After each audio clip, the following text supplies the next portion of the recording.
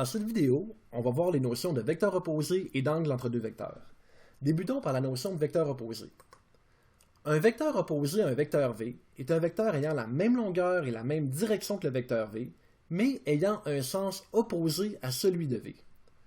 Donc, si le vecteur V en question est celui qui s'affiche présentement à l'écran, eh bien, le vecteur opposé au vecteur V sera un vecteur ayant la même longueur et la même direction que V, donc parallèle à V, mais ayant un sens opposé à celui de V, ce qui fait en sorte que la flèche qu'il représente pointera en sens opposé de celle de V. On note le vecteur opposé à V par moins V. Maintenant, si le vecteur de départ en question est le vecteur AB, ayant pour origine A et pour extrémité B, eh bien le vecteur opposé à ce vecteur sera le vecteur BA, ayant pour origine B et pour extrémité A. De telle sorte que le vecteur BA est l'opposé du vecteur AB, et on aura donc que le vecteur BA est égal à moins le vecteur AB. On a donc le résultat suivant. Moins le vecteur AB est égal au vecteur BA. Voyons maintenant l'angle entre deux vecteurs.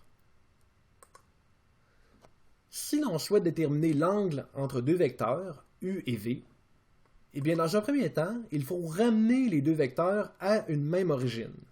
Pour ce faire, on peut appliquer une translation à l'un des deux vecteurs de façon à faire coïncider leurs origines. Une fois que c'est fait, il faut savoir que l'angle entre deux vecteurs est toujours compris entre 0 et 180 degrés inclusivement. Ce qui fait en sorte que si je mesure l'angle de la façon suivante, eh bien je n'ai pas le bon angle, puisque l'angle n'est pas compris entre 0 et 180 degrés. Donc, l'angle qui s'affiche présentement à l'écran n'est pas le bon angle. La bonne façon de mesurer l'angle, ça va être de mesurer l'angle qui s'affiche maintenant à l'écran, qui lui est compris entre 0 et 180 degrés. Et c'est cet angle qui va être l'angle entre les vecteurs U et V. Alors voilà, ça complète cette vidéo.